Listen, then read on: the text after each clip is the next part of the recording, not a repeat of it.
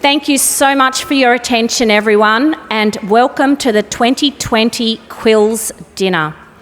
To commence this evening, I want to introduce Nawait Dr. Carolyn Briggs, AM, Bunwurrung Senior Elder, for our Welcome to Country. Please make her welcome.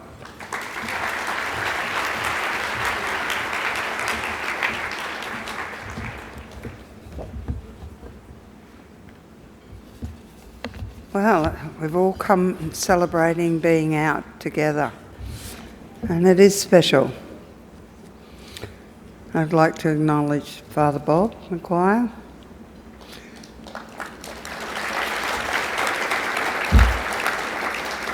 and Maddie has come back to Melbourne, who's been humbugging me, but that's okay. I was glad to see her tonight. So, to all of you, it's a celebration of this gathering. 2020, I've got to remember it was 2020, not 2021. So because this didn't happen last year, so we're now 3 months later, and now we've got to have the opportunity to celebrate that. So Wamanjika, Murrumbik Bik Bunurong, Namdep, Barupton, Ata Willam.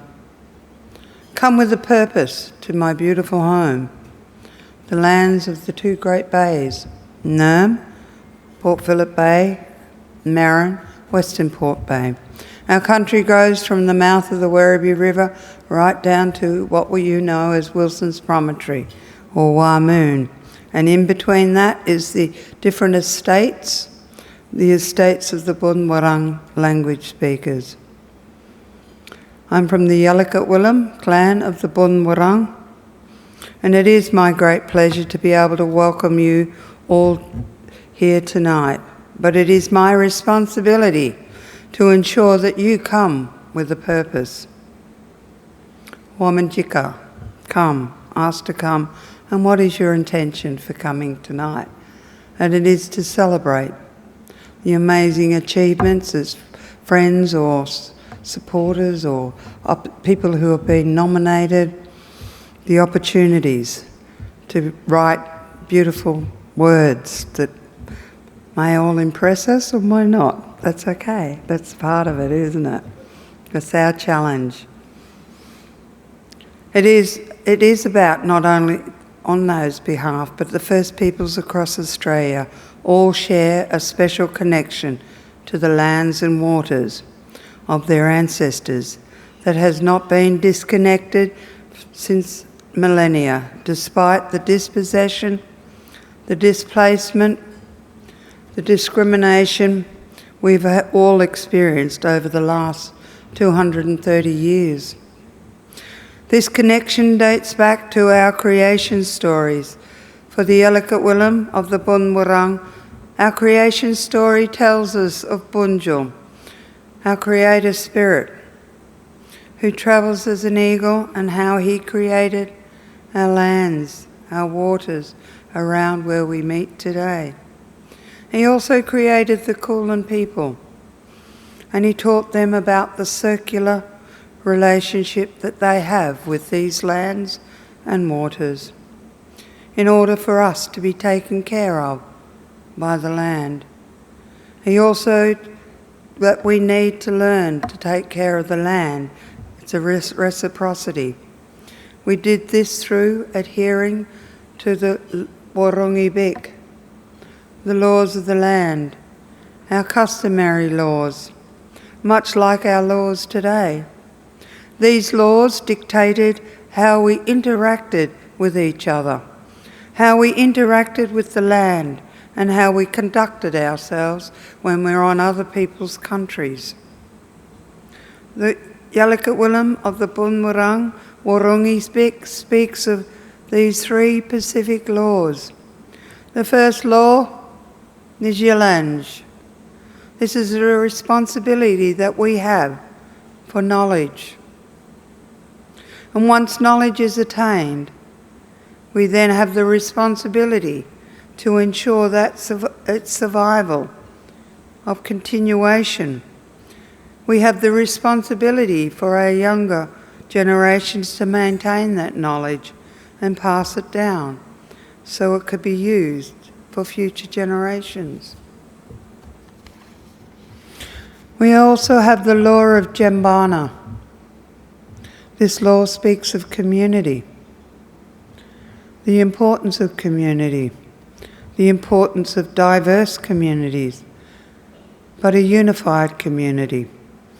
The Bonmurang and the Eastern Kulin understood the power of diversity that is within our lands, that is also about our capabilities. It was always good to share these stories and our different experiences. However, they understood how to utilise this very powerful tool. They had to identify a common purpose. And what are these things we have in common? Finally, the last law is our connection to country.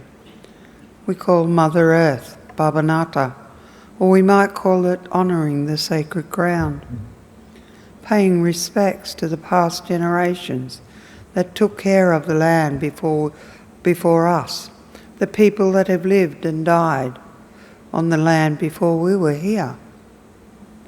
Paying respects to stories, histories of the land that we now live today. It's very fortunate in this continent that we now know as Australia.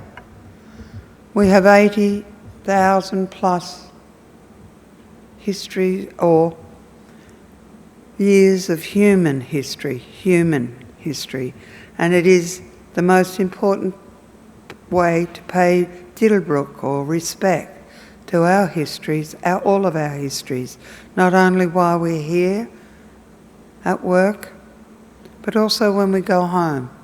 Just have a moment, breathe, think about what was here before you were here. What brought you to this? What was your purpose? What was your family of being special to being part of this whole journey that we're now? And you can write some amazing stories, and you're all involved in the media. I get it on my phone, so I don't get to read it. So it tells me every now and again what I need to think about. And if we can all adhere to these laws that Bunjil's instruction of a Wurrungi Bik, not to harm our big biks, our lands, not to harm our waterways, and particularly not harm our children, our bubups. If you can adhere to that, I can say in the words of my ancestors, once again, Womanjika, Marambik Bik Bunmurang Nemderp, Barupton Ata Willem. Come with a purpose to my beautiful home. Nungujin. Nungujin means, it's not a thank you. It means I am in your presence and you are in mine. So I acknowledge all of you who have come to this beautiful night celebrating 2020, the Quills Award, and celebrating all the achievements of media in Melbourne, Victoria, Australia. Ngujin.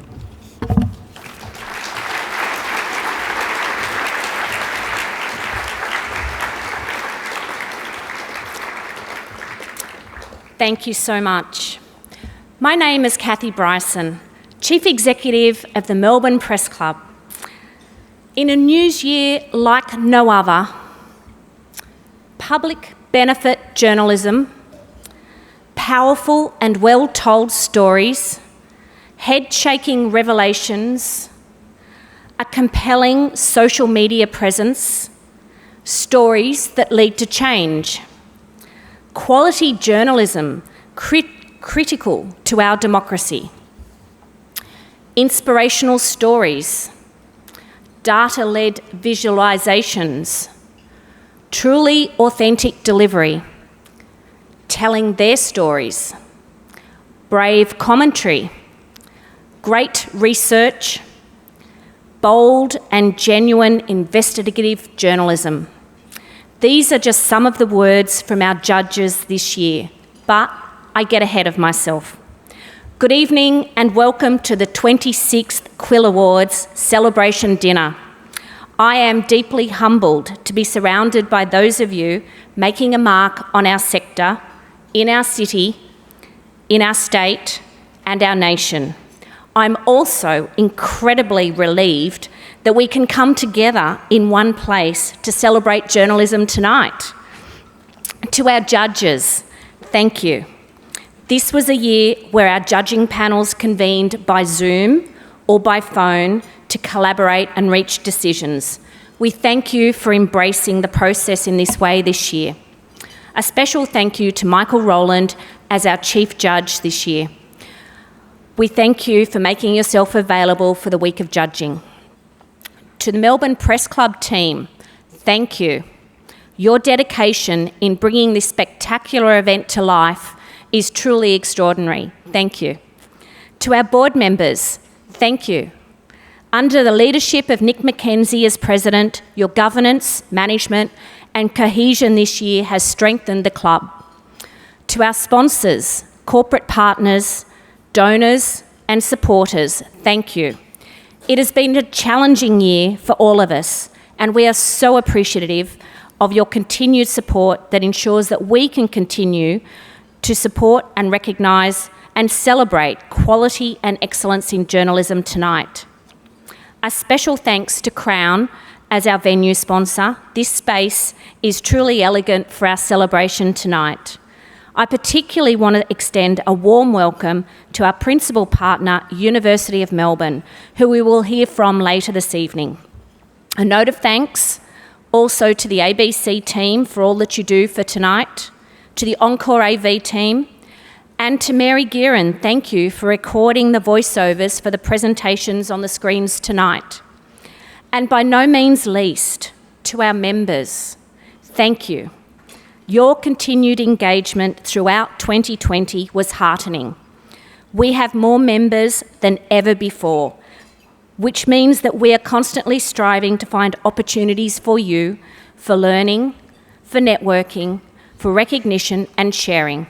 We look forward to bringing you a robust program of events this year. And now, please welcome our MC for tonight, Candice Wyatt from Network 10.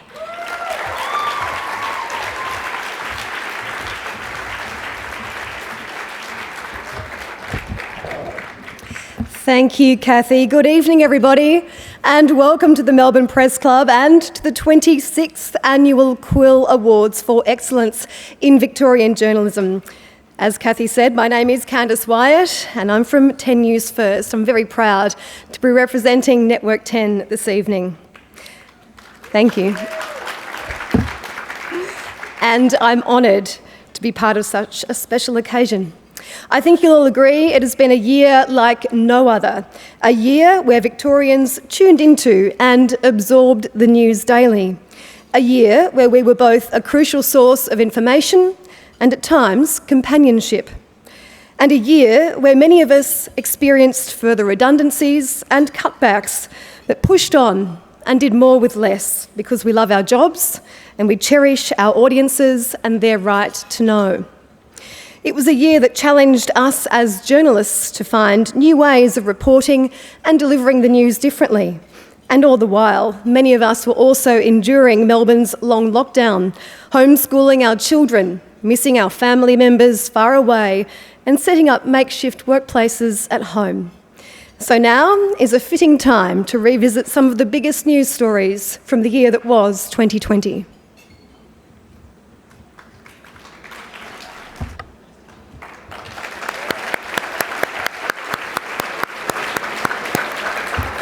I feel like every year we say, wow, what a year. But 2020 truly was something else. Our thanks to the ABC for that video of news highlights from last year. And once again, welcome to the Quill Awards dinner and a special welcome to our many VIP guests here tonight. Representing our principal sponsors, University of Melbourne, Dr. Julie Wells and Associate Professor Andrew Dodd. Representing our premium sponsors from Crown Resorts, a very warm welcome to General Manager of Community and Charity, Anne Peacock. And from our other premium sponsor, Thompson Gear, welcome to partner Justin Quill. Thanks also to our loyal major media sponsors. We have a who's who of Victorian and Australian media in the audience, including Matt James, Lynn Scrivens, Georgia Spokes, Tom Salom, Ross Dagan, Nicole Strawn, and James Bird. And major sponsors, Minter Ellison, Telstra, Australia Post, Vic Health, the Transport Accident Commission, the Father Bob Maguire Foundation, McGrath-Nicol and the State Government of Victoria. To our corporate sponsors, Cause Chambers Westgarth, the RACV, the Judith Neilson Institute, Lion, Wilnick Family Trust and Kilvington Grammar School, which is where my assistant tonight, Sarah Yeo, is studying. A special greeting also to the editor of the Herald Sun, Sam Weir, state editor of The Age, Fairfax Media, Michelle Griffin, the editor of The Age, Gail Corn, the ABC Victorian News editor, Georgia Spokes, Federal Liberal member for Goldstein, Mr Tim Wilson, MP, Vic Health Executive Manager, Social Marketing and Communications, Melanie Feinberg, and of course to you, the journalists and media workers gathered here tonight. A very warm welcome to all of you. Tonight we celebrate another great year of journalism in this city, this state and the country. COVID-19 changed our lives and the way we do business in 2020. We were forced to innovate, to be nimble, to change tack quickly and often. The year was marked by constant flux and press conferences became a remarkably familiar scene, and some of us became adept at working from home. Tonight, we will see the presentation of 31 Quill Awards, culminating in the Gold Quill, judged to be the best work among all category winners. We will also celebrate the MPC Student Journalist of the Year. We will welcome a new recipient of the Melbourne Press Club's Lifetime Achievement Award, and the Graham Perkin Australian Journalist of the Year Award will be presented for the 45th time. We will announce the 6th Harry Gordon Australian Sports Journalist of the Year Award. And there are a number of student journalists in the room tonight, a table of University of Melbourne students and the Judith Neilson Institute, Kilvington Grammar. Yes, please, may we welcome those students and all other student journalists into our media-rich industry. There's one other prize to be awarded tonight, and that's our Twitter prize. Tweet your photos and comments to #MPCQuills for a chance to win a Crown Hotel package, including one night's accommodation, valet parking and breakfast for two. The MPC team will select their favourite tweet of the night. It might be the wittiest, the most laugh out loud, the classiest, but in honour of the truly bizarre year that was 2020, we're expanding the scope of tonight's competition.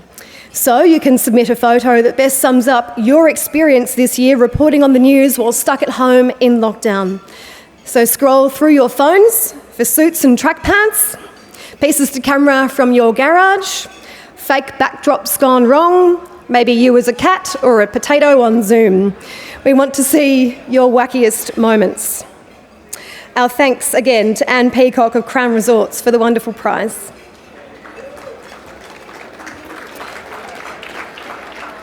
Now, before we get underway, there's some guidelines for tonight's proceedings. If you are highly commended, this is important. If you are highly commended, please stay seated.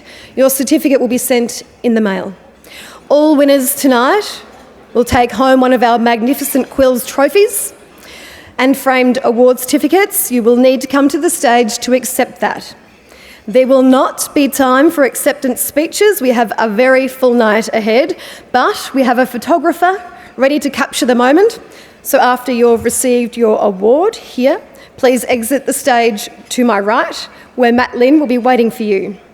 And in the spirit of 2020, let's not shake hands, we're going to elbow bump instead. The exception, of course, to the no speech rule will include the winner of the Graham Perkin Award and the Harry Gordon Award, and of course, the Gold Quill. They will be invited to say a few words after receiving a $7,500 prize with the support of the University of Melbourne. And COVID-19 is still here, so just before we start, a gentle reminder to practice safe socialising. There are hand sanitiser bottles all around the place. Feel free to wear a mask if it makes you more comfortable. You know the drill.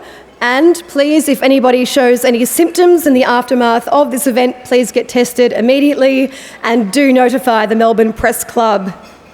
The symptoms are very different to a hangover, however, we take no responsibility for that.